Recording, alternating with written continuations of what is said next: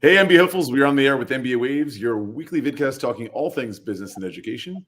Today we have on the show Wharton alum on this 127th and last episode of the year, and we are going to learn how to live and breathe the MBA application, how to handle MBA interviews, and how to handle business school in general.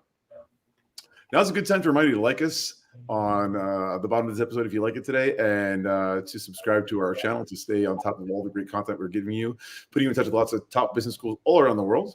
I'm your host, Eric Lucrezia, today, joined by my co-host, Bara Sapir and Krithika. How you doing, guys? Great. Good to see you.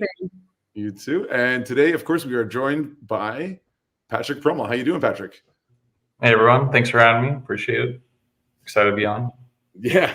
So real quick backstory. I discovered Patrick a month or two ago, surfing around YouTube, and stumbled upon a video that he made. He's actually not only a Wharton alumni, working, he's going to tell us about his job in a moment because I forget, and he's also a burgeoning YouTuber, let's say, and he put together a really cool video about how he, quote unquote, failed the Harvard alum, but in the end he got into Wharton. I thought it was a really interesting topic to talk about today on MBA Waves. So Patrick, tell us briefly what happened the first time you applied, and when you got that HBS ding.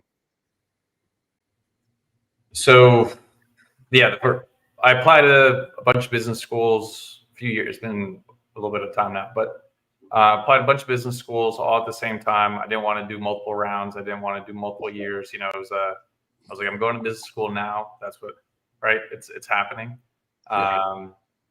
And Harvard, Wharton were on that list, and I got interviews everywhere. Right. I had a pretty solid application, I think. And so it was a very busy whirlwind of a time, because obviously you're working at the same time, interviewing 6 different places. I applied to 6 different schools, so interviewing at 6 different places. It was very, very chaotic, right?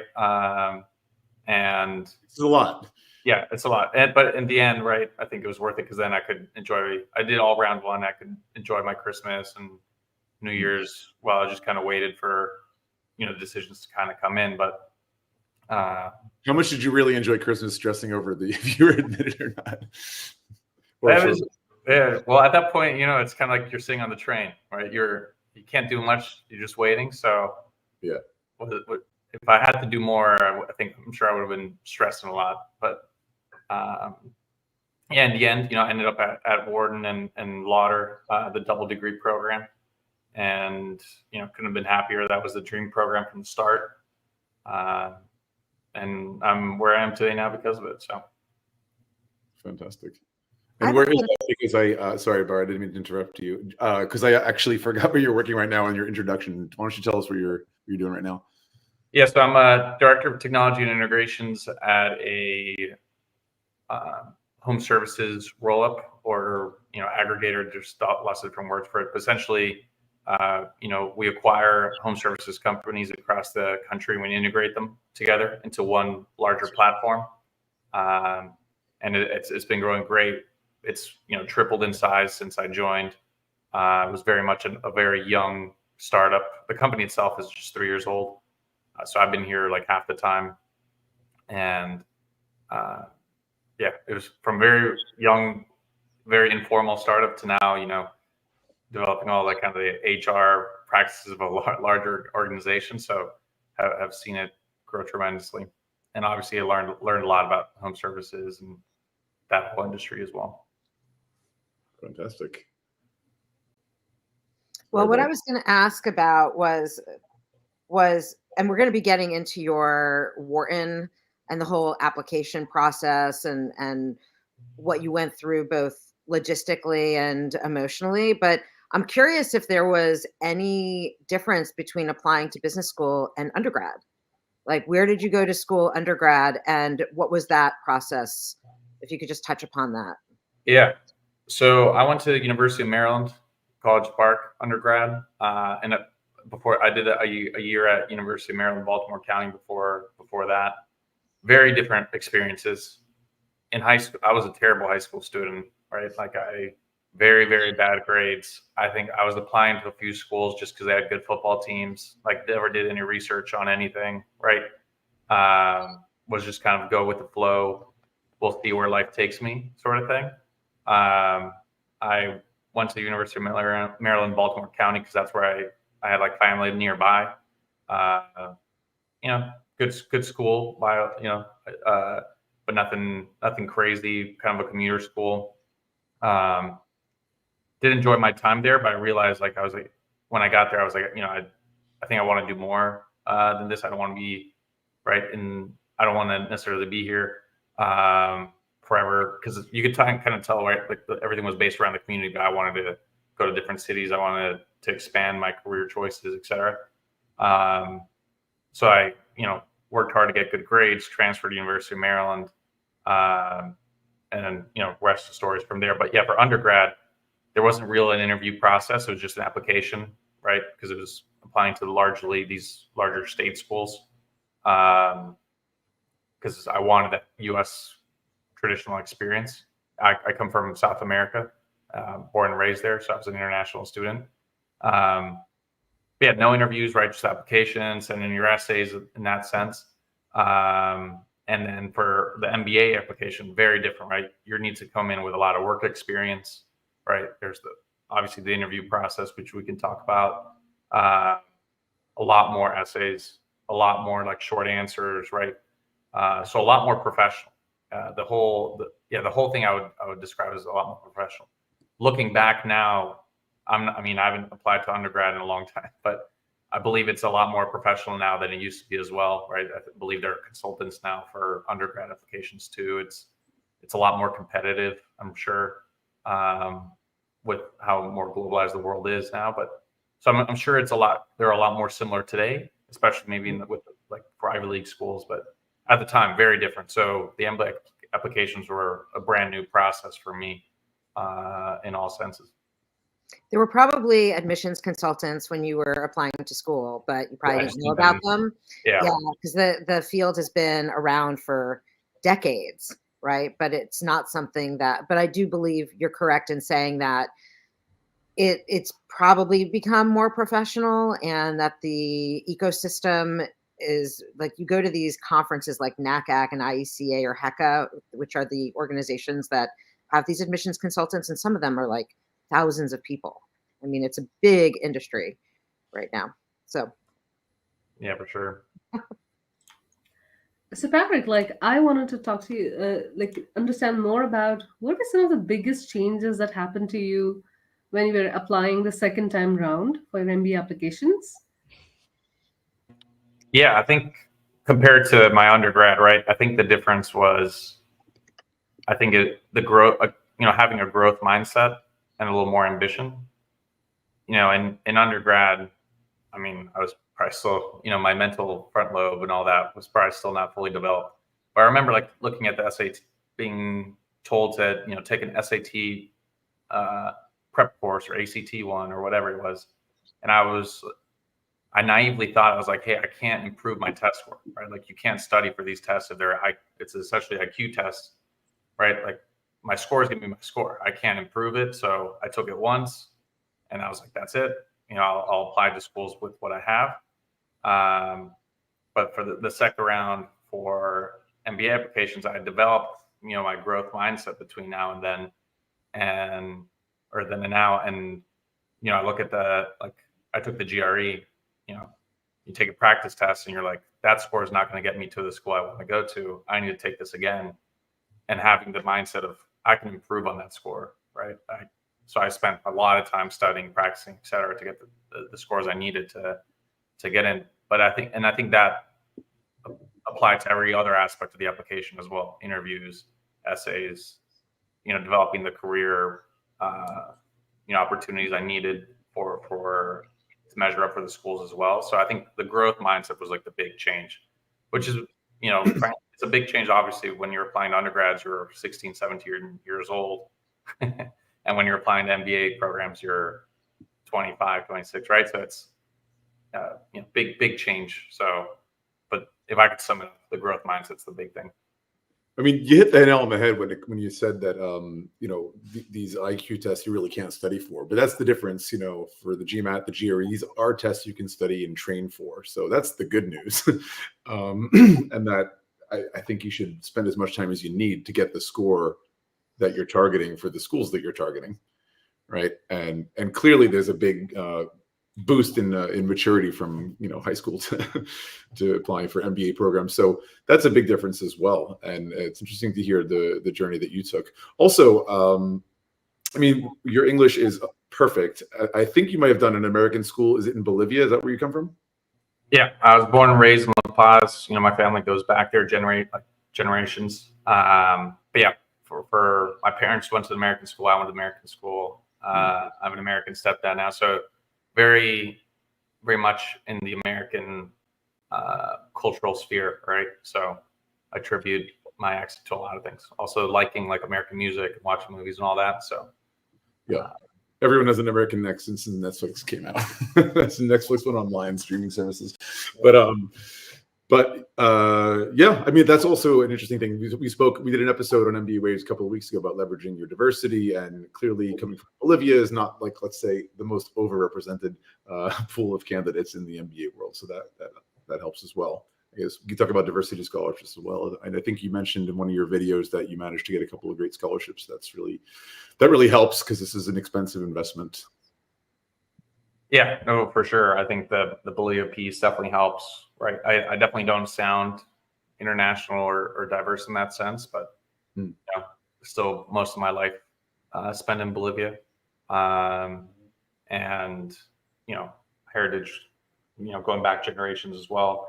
So yeah, I was very, very in the Latino and kind of minority communities in the application process, primarily MLT, Management Leaders for Tomorrow.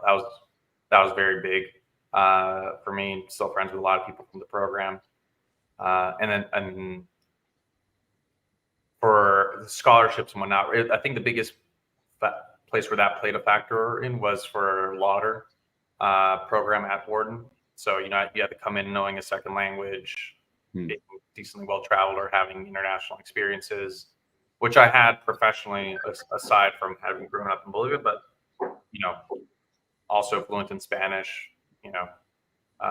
able to learn Portuguese pretty easily because of that, et cetera, et cetera. So I think that helped me with the story for the Lauder program more specifically also as well. For sure. You check a lot of boxes there. It's great. Neat. Can you tell us a little bit about what sort of transpired where you were living and breathing the MBA application process to going from a Harvard rejection to a Wharton acceptance? Yeah, I mean, it was a long time, right? And where all you do is kind of live and breathe the applications, right? The way it started was, I had started thinking about business school a little bit when I was applying for jobs out of undergrad for Deloitte, because for Deloitte consultants and all the other major consultant firms, right, they kind of push the benefit of being able to go to grad school on them, that they'll pay for it as a benefit of joining. So obviously I was like, oh, that's great. I'll go try to work at Deloitte. And if I get it, eventually I could go to business school. That sounds fun. I don't really know much about it, but if they're pushing it, it's a major perk. I should definitely take advantage of it. So that's when the thoughts kind of started. So when you're working at Deloitte, those first early years, every once in a while people will bring it up. Oh, you think you're going to go do, MBA, something like that. And that's when those thoughts start coming together. And then around my third year, that's when the questions get a little more serious, because all your other colleagues are doing it, right? You see people are starting to take the GRE or GMAT, starting to apply, et cetera. And having started to think about it, I remember seeing a Wharton webinar session with the Lauder program. And they have a whole, leadership development travel things. They had pictures up of people going to Antarctica and doing a leadership trek. And I was like, that's amazing. I was like, even if I don't care about the professional opportunities, right? That'd be an amazing experience. I want to go do that. And I had a friend from Bolivia who had just graduated from Lauder at the time. So I, speaking, and she had worked at BCG. She went to Harvard undergrad. So I always looked at her as the smartest person I knew, So I was like, oh, if she's doing that, I should definitely do that as well. So that's what set me on the route to apply for the applications, right? And that's when you start researching everything. You start going on websites like Post and Quants, watching YouTube videos, talking to people about it, and slowly you start to get consumed a little bit by the process if you're taking it seriously, right? And obviously through that experience or through that process, you definitely start thinking about Harvard, right? It's like so even though it wasn't what I originally thought about or what like got me interested in applying to programs, because of the world of the MBA programs, Harvard is the name is just, it is what it is, right? You want to put your name in the hat, right? So that's how I started kind of getting interested in that. And so I like to think I was like sort of more not consumed, but you start thinking of, okay, if I'm going to go for Harvard, like let's actually try. Let's go all in, right? Let me put in as many names in the hat as I can to increase my odds. Especially since it's the first application. I believe when I did it, that was the first deadline that hit. So when you start thinking about that, you're like, okay, this is the first school I have to work on, and it's the first one's the hardest one you'd work on, especially the Harvard application. So it consumes you while you kind of work on it, and then afterwards the rest of the applications kind of, by the 6th application I did, I can't remember which one in what order I did it, but it was all kind of just like clicking. It wasn't as hard. So that's the nature of how I kind of got interested in Harvard, and then eventually when I got the admission for Wharton, it was kind of like a full circle moment, right? Like I was like, oh, this is why I wanted to do the MBA, right? It was for this program, like with these people, this location, et cetera. Like, I think it worked out for the best. There's a lot of different strategies about how people go about that. In your video, I remember you speaking about how, because Harvard is so complex, you end up spending most of the time, like maybe 80% of your time on that application or something if you're applying for several programs. Stanford also famously is a complex application people often focus on first. Some people really feel it's best to focus on Wharton because of the nature of the questions, where you really get some key things that you can, cut and paste into other applications, obviously customizing it along the way. Also, in one of your videos, I remember you talking about, I think you said it even more than once, like self-admittedly, you've never been the smartest person in the room, but you know how to make people laugh, how to make people feel good. So you're definitely, you can know how to connect to people. And in terms of leadership, it's obviously a great soft skill to have, to connect and motivate people.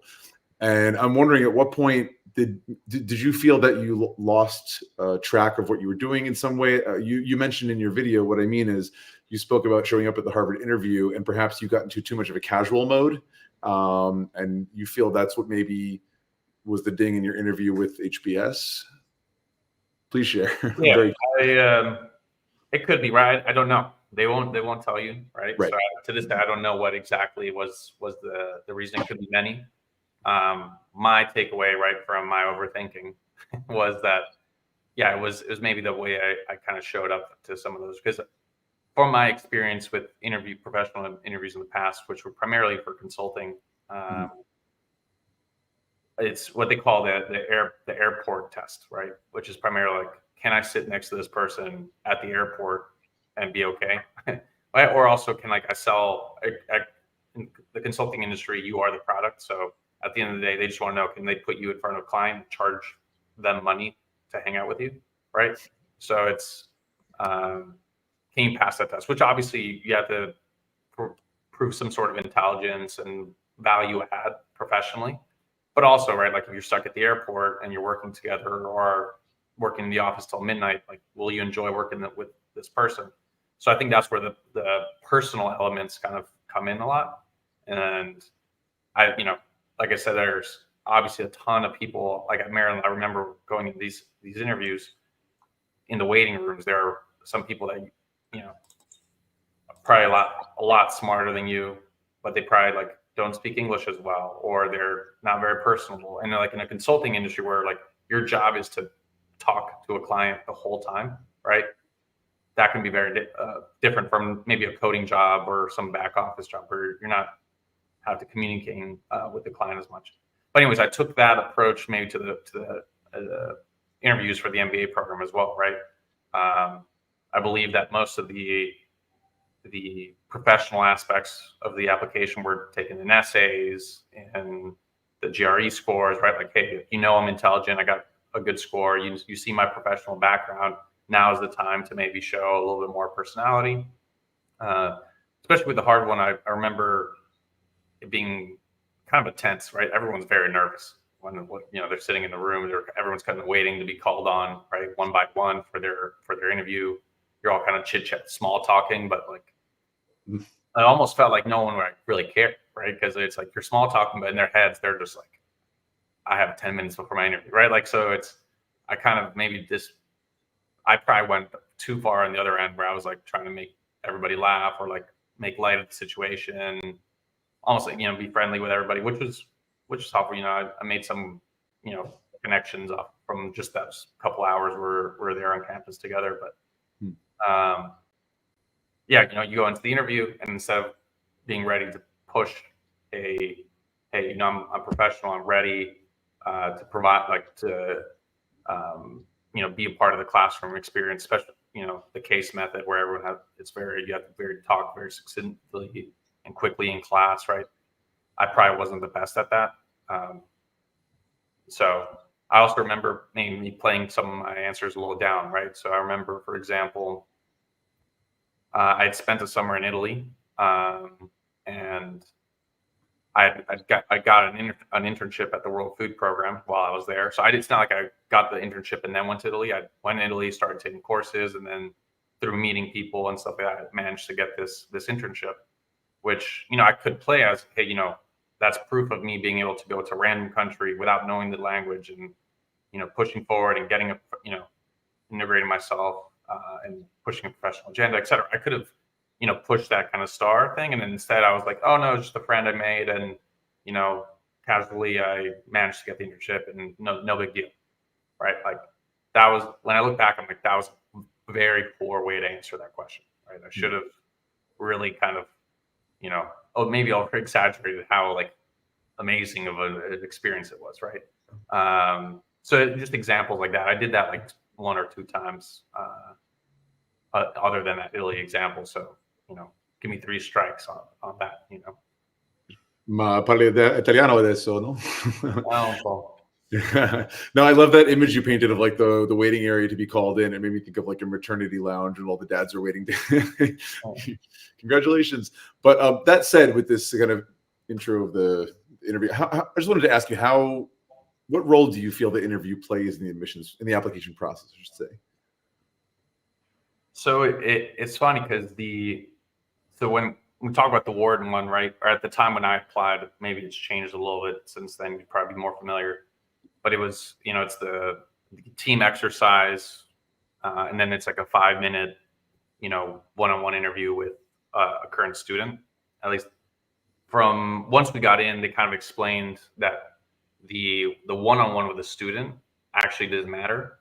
From Wharton's research, right? Apparently, like, the team-based interview was the best way to weed out, people from like the values that they look for, like, right fits, and that the one-on-one interviews, due to like subjectivity or whatever it was, like, statistically didn't matter.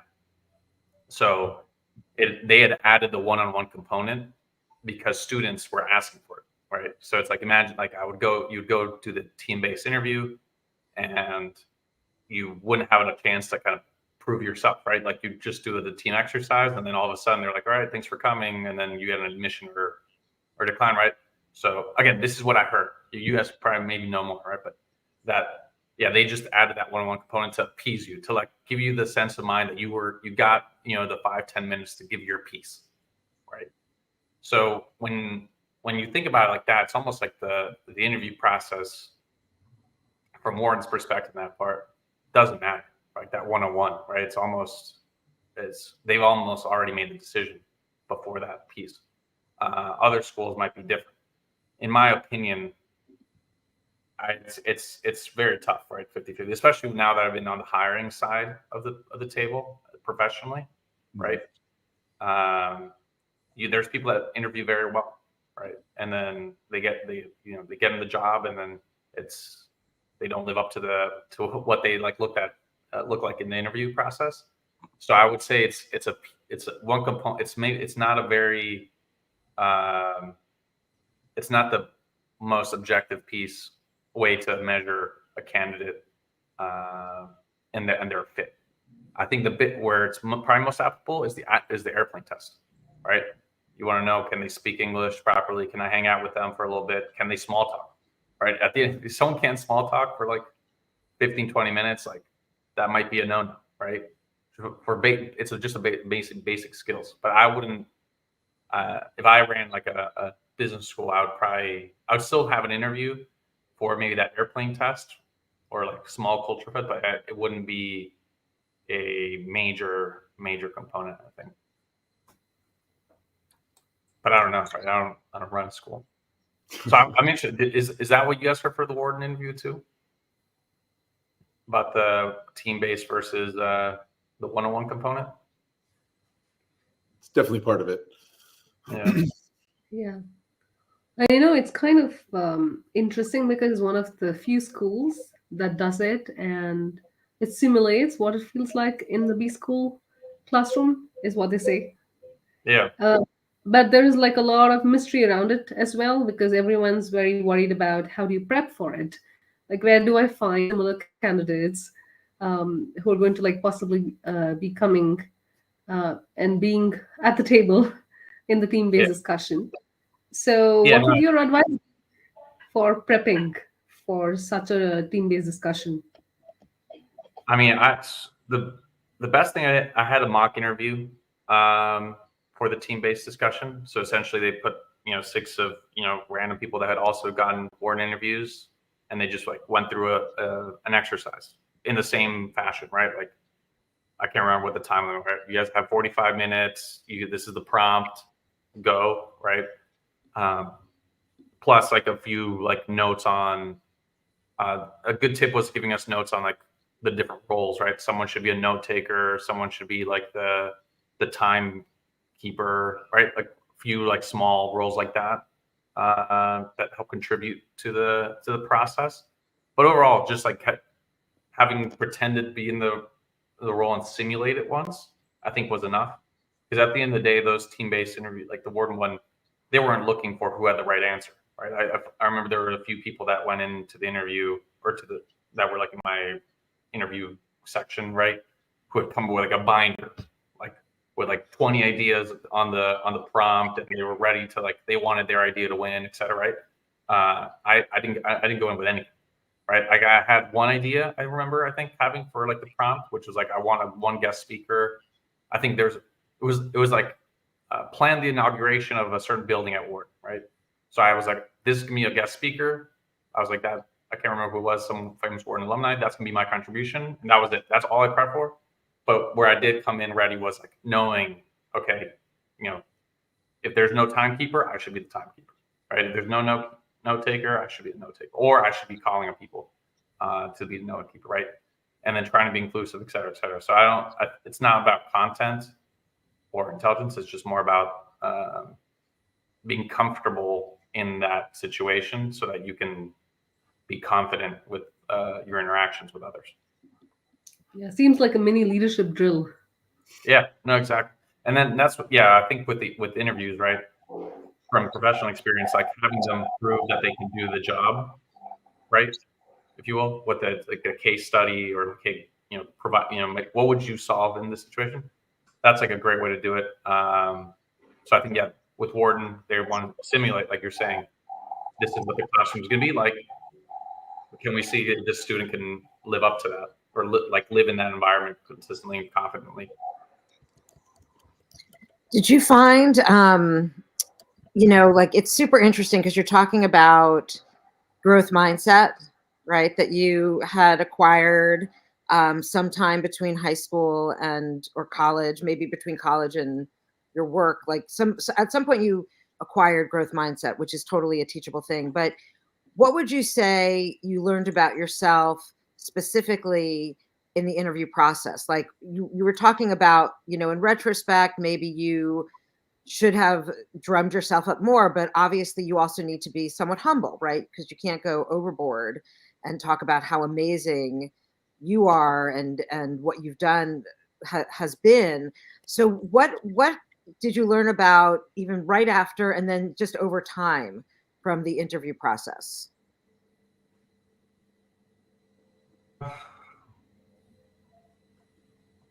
So like what did I learn in terms of applying that to my day-to-day now, or in what sense? I think it's probably a really big takeaway that you learned that you probably could drum up yourself a little bit more, right? Like that's probably because you don't want to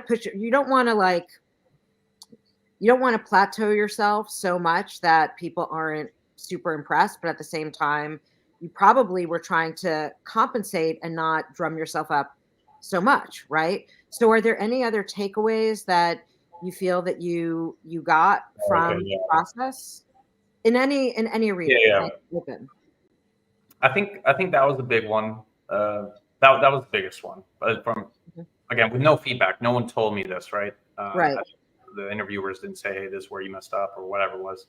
The other one I learned, kind of in retrospect as well, is that the interviews are a good opportunity to make a connection or a friend, right? It's the MBA applications are very formal, right? It's like you're sitting down with this person at this time, right? Like you're going to talk. They have maybe a couple questions. You have your STAR framework for how you want to answer them, and you're just trying to impress them and check a box, right? And then you don't talk to them ever again. Like I haven't talked to my interviewers since, right?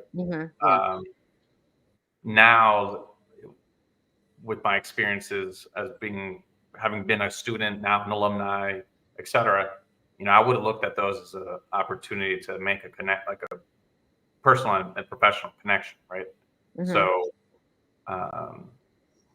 it would have been, it would have been amazing if I could have connected with one of the interviewers and like, oh, that's an amazing like professional background. Like, let me just talk. I want to talk to you outside of the business, MBA application process. I just want to learn more, right? Let's talk about this separately. Taking that opportunity to learn in the future rather than just seeing it as a super formal process. Because that's I didn't interview too many places that I honestly didn't really interview formally while I was at school because I thought I was just going to go back to Deloitte or do my own search fund. But every conversation I had that was an interview was more of just like me getting to know someone, right? Or learning about a process more. So I think taking that and applying it to the MBA application process, I think would have made it a little more enjoyable and maybe more fruitful in the end. Outside of the Wharton one, obviously you just have to pass. You just have to pass the test of working with a team. But I think that's another big takeaway for me. Yeah, it was also really interesting in your YouTube video and even with what you were talking about previously of the casual, right? We want to, in a high stakes situation, I wonder if being casual and trying to make it more conversational and being that airplane companion and not kind of the formality, right? So it sounds like that was also a really interesting learning experience, even if you don't know if that's why you were dinged, right? Yeah, and it's funny because then I kind of went the opposite direction now with my first job out of school is I kind of went full professional. Right? I was like, hey, I got dinged for being too formal or too casual in the past. Let me go back to being pretty formal, right? And make sure that people know I'm smart and all that stuff, right? And I think like seeing more other people that are, that I've met now and learning from them, the most effective people at work, at least I'm sure it's across industries, but especially where I'm at right now, they bridge that personal and professional very, very well. And like looking back, I'm like, oh wow, I missed the opportunity of maybe putting a little more of my personality out there because I so now it's everything's about balance, right? So for the business applications, I went to casual at the beginning of this job. I still have the job. I think I'm doing great. So it's not that that's at risk or anything like that. But I think I could have done a lot more quickly if I bridged that personal side a little more. I mean, it's a journey. It's like Goldilocks and the Three Bears. You start off too cold, then too hot, and then just right. So, it's part of the process. And failures are how we learn and how we progress. But all this talk about interpersonal skills, makes me think about people in general. And when I'm speaking with my clients, or just in workshops or at events, at MBA fairs and so forth, I often find myself talking about it so much about the people. Like, most MBA programs offer the same nuts and bolts. You're going to walk away with understanding finance and economics and marketing and management and all that kind of stuff. But the way they deliver it is part of it. Like, what is the culture at that campus? And I'll often give the example of Paris, where I live, where there are several in the Paris area top MBA programs, and yet they're in the same city, the same country, where they speak the same language, and yet they're also different culturally from each other. And a really good way to get to know the school, the program, what it's going to be like. Do you fit in there? Is this your tribe? All of which I think plays into your happiness and ultimately success. Is to talk to people, talk to alumni, talk to current students. And so I wanted to ask you, what was your journey in terms of that, in terms of like the research process? Did you leverage the alumni, current students, in terms of preparing the app and the interview? Yeah, no, I talked to a ton of people. Through the Deloitte program, obviously there's a lot of consultants that come back. So Sure. People that were my superiors who had gone to business school and come back, I was able to talk to a lot of them. Through the MLT program, they're putting you in contact with a lot of alumni. Through other personal connections of people that did something, right? So you reach out to them, or you ask a friend to introduce you.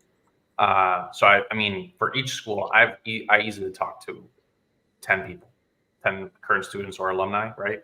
Easily. It helped. Minimum 3 alum, minimum 3 current students. You've done 10. I went overboard, right? And I think that's where I was. That's just right for me.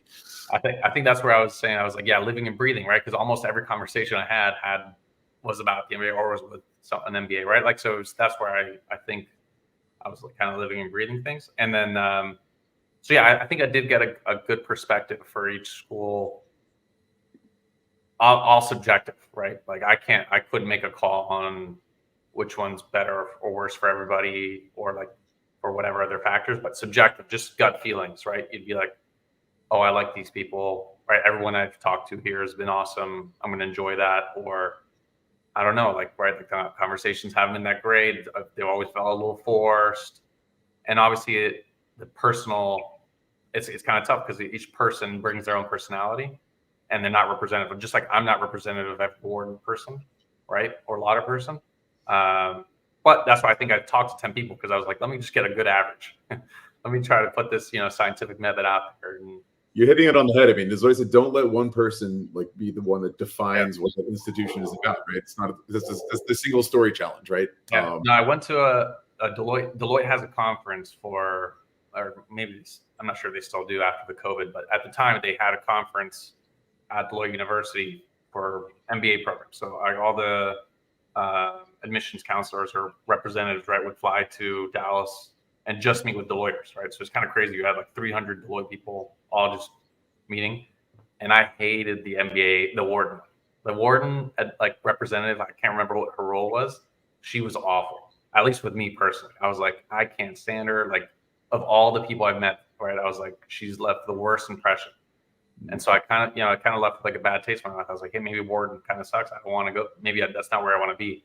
But like, to your point, I talked to 10 other people, and I was like, oh, no, like, good thing. One bad apple, right? Like, and again, I don't. Just having a bad day too, like sometimes. Yeah, no, exactly, right. Like, maybe she had just they learning now, right? They travel a ton.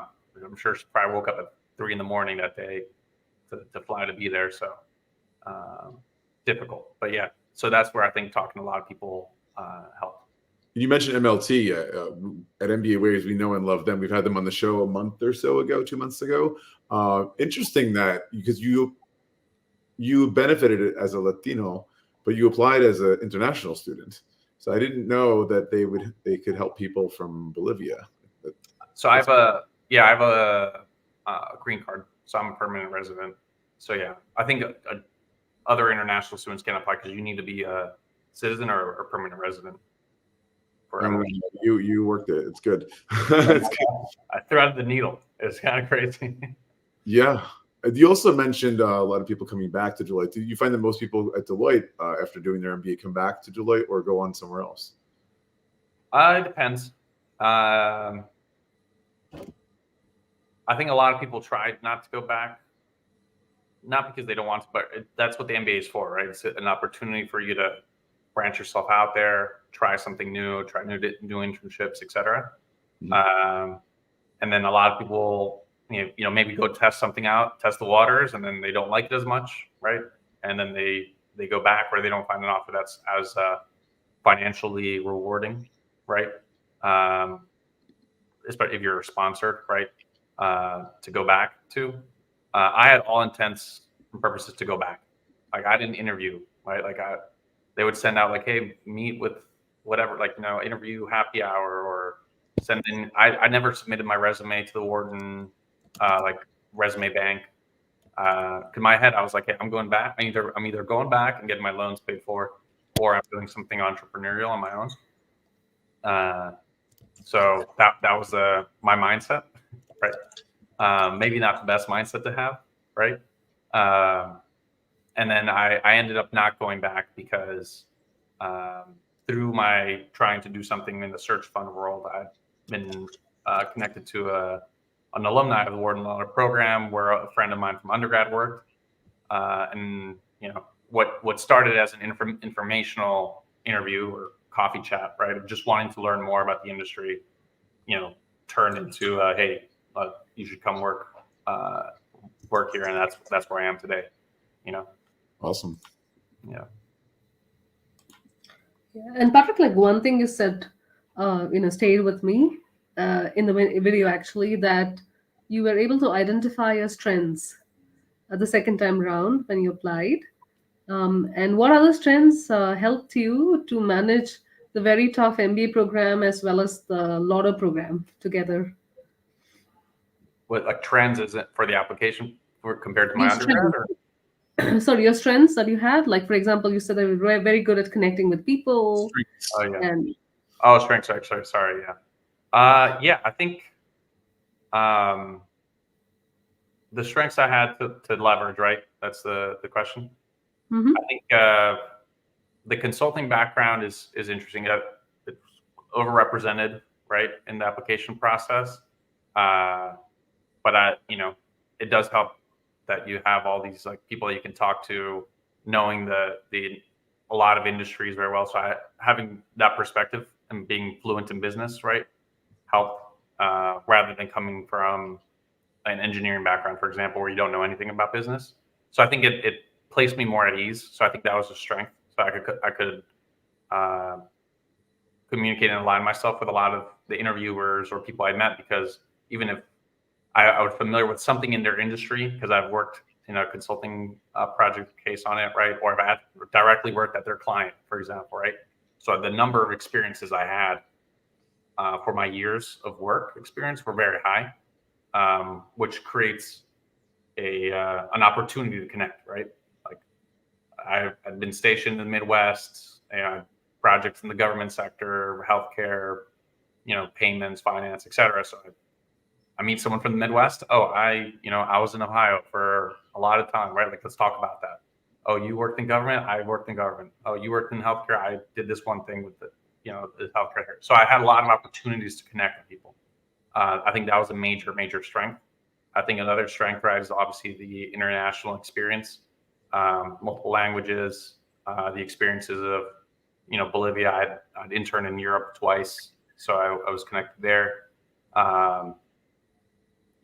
Going to state school. So I think my biggest strength was just having a big range of experiences to connect with anyone on. So like lots of opportunities to connect and show that kind of personal side, and then the professional side, just with the natural. I'd worked at Deloitte, so it was pretty good job in general. Especially with respect to the MBA programs. I had a nonprofit that I started in Bolivia. Which I think is a good kind of professional background thing to have, as extracurricular, right, of sorts, right, rather than saying I volunteered at a dog shelter for 3 days before I applied, right. to the MBA program. I had like 10 years of volunteerism, or I don't know if the right word is, right, but community service, but also leadership. If you started, leadership. So I had a good profile in that sense. So I Yeah. think between those three things, that laid a pretty good foundation. And then my test score was right on the Wharton average. So I don't think it dinged me, or I didn't think it helped me in any way, right? I think it removed that as a factor of the conversation, right? And how did you balance the dual program? Oh, and the dual program, it's a lot. The biggest, I enjoy the language component of it, the international, all that stuff is fun. So most of it's not draining. The one thing about the double degree program was it's an arts degree, or it's a Bachelor of Arts in the schools of arts and sciences. So it's very different culturally from business school, right? Like business school they know that you come in with a lot of work experience. They know that you're there to network, right? A lot of the schools like don't publish your grades, right? Like very different culture. School of Arts and Sciences, at least at Wharton, right? But I'm sure this is from my experience also with other places. It's a lot more like undergrad, very strict on grades, right? Very strict reading, lots of writing, right? And so, like at Wharton, it was like, hey, please like send me 4 bullets on this, or like your assignment is to consolidate this 10-page, paper into a 1-page memo, etc. School of Arts and Sciences is very different. Write a 25-page essay on whatever, right? So it's just the mind shift of like having to conform to that, and also like working with, I think, professors or administration that think you're an undergrad at the end of the day, honestly, right? Where it's like, hey, listen, like I've worked for multiple years, I'm never going to write a 30-page essay, right? Like that's part of me not wanting to participate in that sense. So that was the hard part. Like if the double degree program was within Wharton, like let's say it was a finance and marketing degree, I think it'd be a lot easier. But having to conform to 2 different schools, cultures, and objectives within the programs is hard. Kind of switching mindsets a lot. I can imagine. So it's definitely intriguing, the world that we live in now, that we meet people online that we have like the fact that Eric found you on YouTube, and he's been talking about you for a few months now. We're really excited to have you. And I'm curious what other feedback and response you've gotten from your YouTube channel / videos. Yeah, so far I'm not big enough to get any hate. I don't have haters yet, which is good for now. You don't right? do well when you get any haters. Yeah, it matter. if I get bigger, then that's when I start getting the haters. So I luckily have not gotten a negative comment since, right? So I think in that sense, it's been all positive. Most like I get comments on the videos, which are, all very positive, or people that want to learn more, etc. I get a lot of LinkedIn DMs now of people that are looking for help with the application process or an insight or something of that sort. So yeah, it's all been positive on that end, right? I always knew I kind of wanted to do a YouTube video. I wanted to be a film director when I was an undergrad. When I was not doing the SAT, I was doing like a film I didn't really think about it too much, but I was creating kind of like a film portfolio to apply to film schools. All of them rejected me because I wasn't that good. So I always knew I like to be create videos in that sense. So it was kind of a personal call. And I think right where I was like, where can I provide value if I'm making a YouTube video? I was like, I'm not going to make a prank video. I'll make I'll just share my experiences, right? So all positive. I'm not like consulting or anything of that sort. So there are some times where I'm like, hey, I'll share a couple tips with you. I'm not going to review your essay 20 times. Like I think there's a whole industry for that, right? I'll point them in other people's direction. But I'm glad to kind of share my experiences and help other people who maybe were in my shoes, people are in my shoes, right? Like someone reached out, hey, I have a bad undergrad GPA, right? Or something like that. Like, what can I do, right? So I think that's the motivation and the experience so far. So often we only hear about the successes, we don't hear about the tears, and we don't hear about the rejections, and we don't hear people who are very vulnerable and open to say, look, I didn't get it in the first attempt, right? So you putting it out there makes it so much easier for people to see what goes behind the scenes. Because the majority of people who get into a Harvard, Stanford, Wharton, a lot of applicants don't realize that it can be multiple years, multiple rounds. Yeah. So No, you're doing for great sure. service there. There are people I met at school, right, who it was their second time applying, which in my head I'm like, dang, like that's a lot of commitment, right, to the specific school, right, because you get rejected, you have to wait a year, right, and it's a long time in the grand scheme of things, sort of. So people have put in a lot of commitment there. So no, but at the same time, I agree like you with you. A lot of people don't want to share that stuff, right? Because a big part of this school is like you're networking, you're trying to put your best foot forward because these are your professional connections for life, and some people are hesitant to share kind of those negative aspects or failures because you fear that you'll be viewed as less, right? So I did think that was maybe a perspective that was missing, but I'm sure everybody goes through it, right? There's a lot. I mean, there's people that went to. I know people from MLT or Deloitte, et cetera, who got into Harvard but didn't get an award, which is like, you think about it, that's weird, but they're happy where they ended up, but it's like, right, they don't talk about that, right?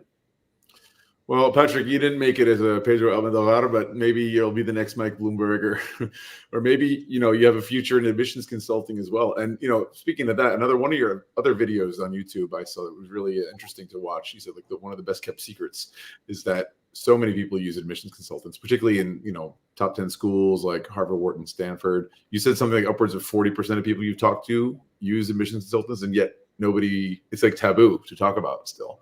Yeah, what are everyone keeps it close to the chest. Again, for the fear, everyone keeps a lot of things, right? Like whether it's like their parent was an alumni, right? Because again, they don't want to be looked at as a nepo baby, right? Or the admission consultant thing, right? Everyone wants to show like, hey, no, I'm good enough to get there on my own, right? I didn't need help of some sort, right? And even at the very early stages when you're thinking about it, everyone knows it's a thing, right? But it's like no one's saying like, hey, I did it, I got one, right? It's very quiet. And I was the same way. Like I didn't reveal that I consulted until later, right? In the process, because I was thinking those same thoughts. So how and when did you come out of the admissions consulting closet? I can't remember exactly when. I think I did bring it up with a lot of people, like on one-on-ones. Obviously, making a YouTube video is like the big public, right, one. But I think the first year, I think I didn't talk about it. Really, not that it's coming up. Once you're in the school, no one like is bringing up admissions consultants that much, right? But I think it would have helped a lot in the past, like during the application process, if like me and some of my friends were maybe honest about it, right? If I would say, hey, like I got one, I'm sure a couple of my friends would have been like, oh wow, I did as well, and then we both could have like connected on that or shared tips on that rather than like kind of playing it close to the chest, right? Nice. No, it's great. I think like I don't know, the words of Brene Brown, who's like, I would say curated vulnerability is what shows your strength. Yeah, no, it's I think it's definitely something we gotta lean on. A lot of quotes there.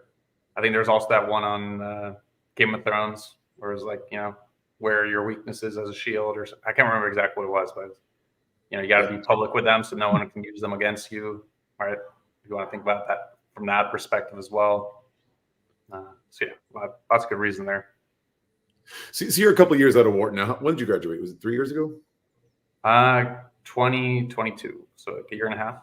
Yeah. Okay. Oh, not even. Yeah. Okay. So like, As an alum, what are your maybe 3 favorite takeaways as a Wharton alum? What doors has that opened for you? What opportunities? What have you enjoyed the most?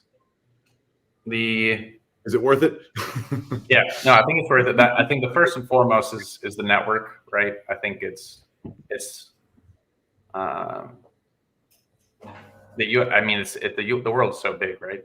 But what I'm learning now is like it's a lot smaller when you get into it's like classic, it's pyramid stuff, right? You're moving up this this ladder and it's smaller at the top, right?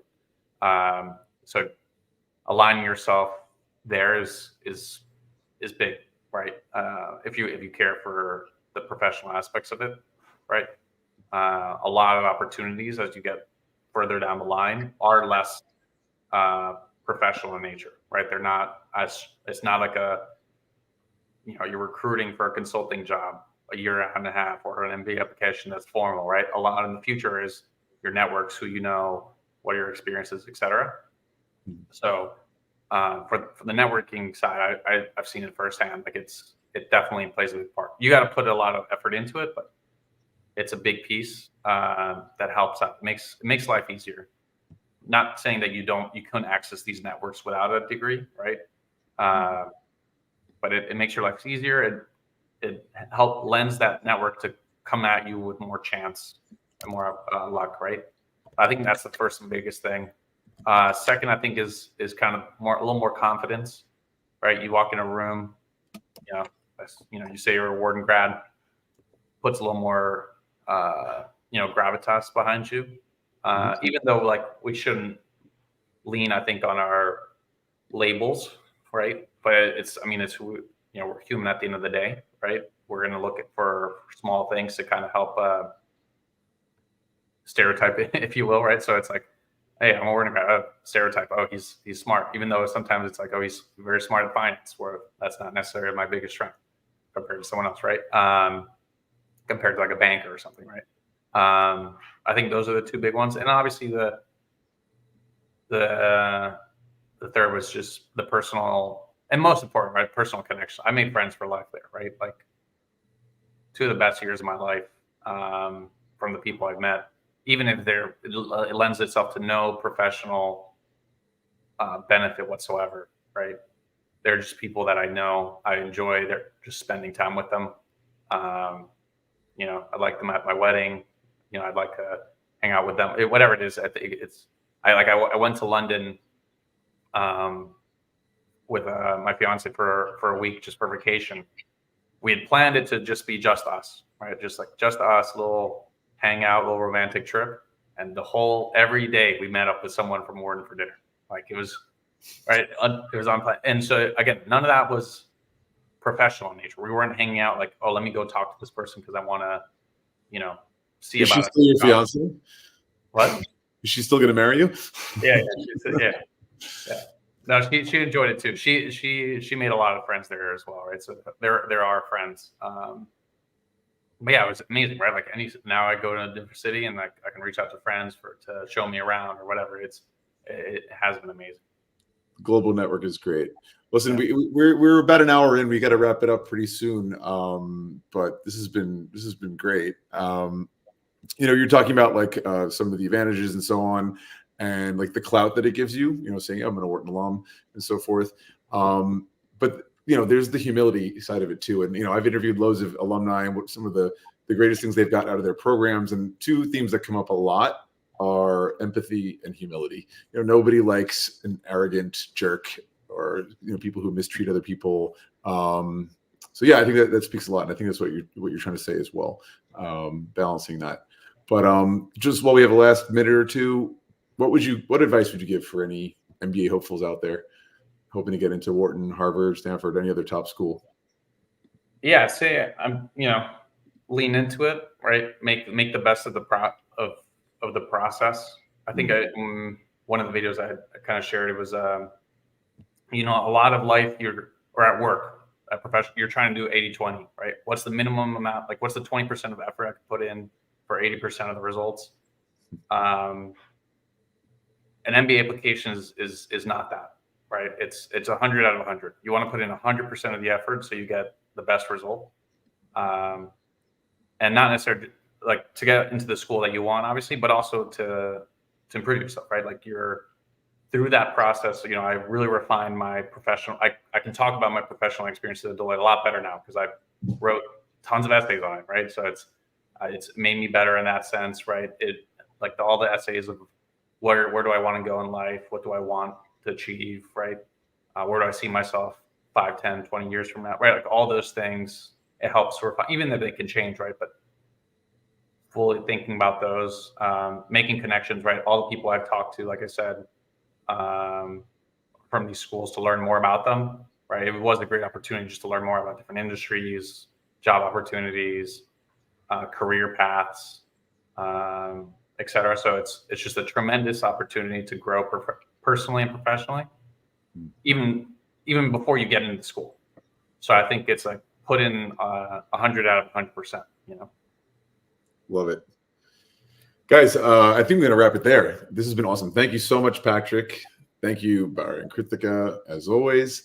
That's all the time we have today. Don't forget to give us a like if you enjoyed today's episode. If you like Harvard, if you like Wharton, heck, if you like Patrick, give us a like. And don't forget to subscribe to stay on top of all the upcoming episodes. For upcoming programming, look at MBAwaves.com and see you in 2024. Bye, guys. Thank you. Bye.